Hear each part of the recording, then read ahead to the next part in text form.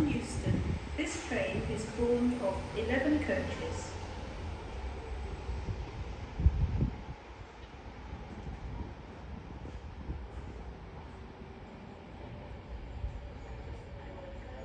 We are sorry that the 14:28 Transpennine Express service to Preston is delayed by approximately 49 minutes. This is due to a safety inspection on a train earlier today. We apologise for this late delay.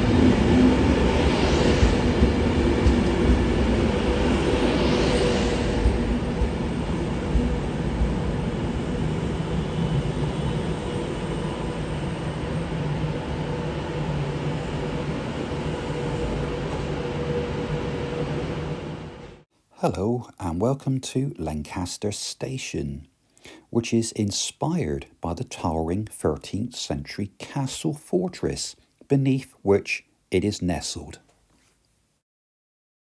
I love the fact that it was made to look like a castle, and you can see it here in these photographs. Really beautiful, striking architecture. Superb. In my Victorian Railway Handbook, George Bradshaw refers to Lancaster Castle Station as being the northern terminus of the Lancaster and Preston Railway. The station is a very neat building, erected of fine white freestone.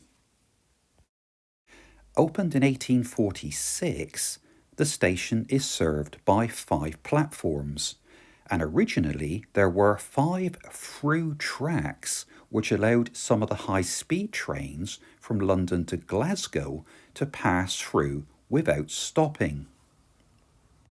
Today there are 2 through lines, one in the up direction and one in the down direction, and these tracks are predominantly used by freight traffic passing through the station without stopping. The late 19th century saw an increase in leisure time for everyone, with a 5.5-day working week becoming standard. Lancaster was the gateway to the Lake District, and there was an upsurge in visitors to the area as train companies such as the Furness Railway widened their remit by ferrying fare-paying passengers. Standing on a hillside overlooking the railway station and adjacent to Lancaster Castle is the beautiful parish church of St Mary's. Originally, the site was a Benedictine priory, which dates back to the year 1094.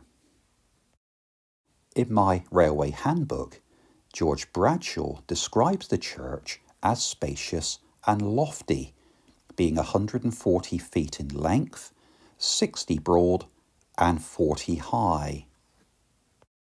My handbook, which dates back to 1861, refers to 8 arches and pillars of the old Anglo-Gothic church, separating the nave from the side aisles and which extend nearly up to the altar. A large-scale rearrangement took place just after my Bradshaw's Guide was published in 1864, when the old box pews were removed and replaced by oak benches. My eye was taken by these 2 very impressive organs at the church. The organ that you're looking at here in the West Gallery was built originally by Henry Willis for St John's Church, Blackpool in 1915. The organ in the North Choir aisle was built by Harrison and Harrison in 1908 for Blackburn Girls' School. The 2 organs are now linked into one scheme, which are played from a single detached console.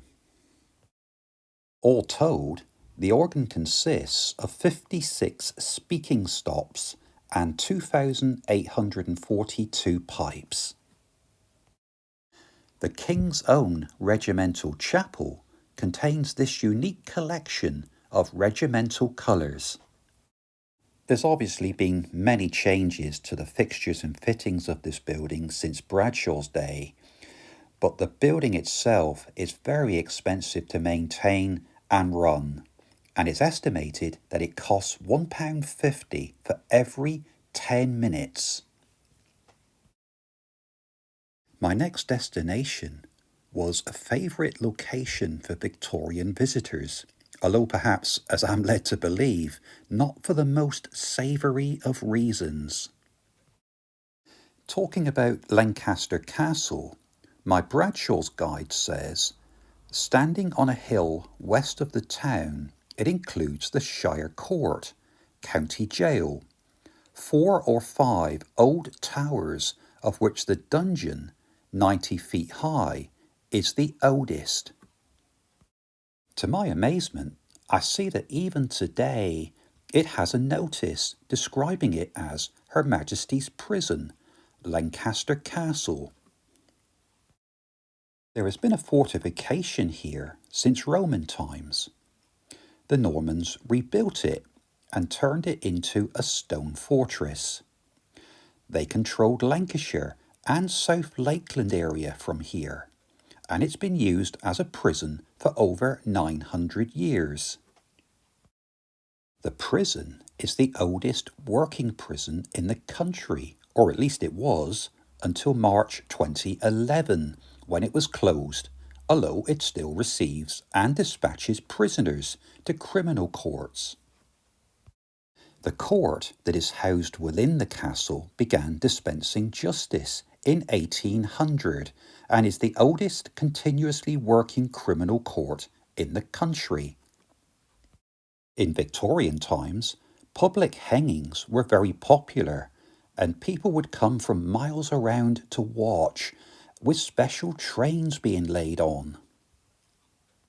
Lancaster Court is said to have sentenced more people to swing from the rope than any place outside of London, earning it the epithet of the hanging town.